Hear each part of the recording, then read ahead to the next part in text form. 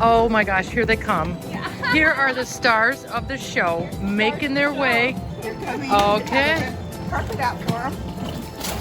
Look at those guys.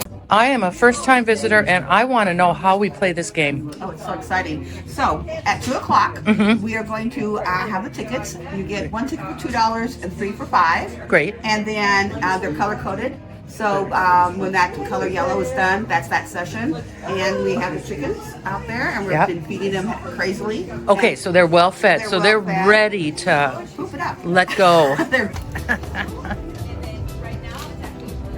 You're okay. Hi, ladies. Okay.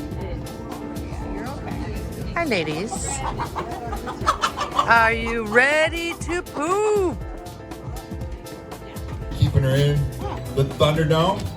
And then, of course, the freckled, the speckled chicken is here with us. And then on the end there is the beautiful Sue. Sue. Look at that. Number 22. Well, that's a biggie poo. It's a big poo.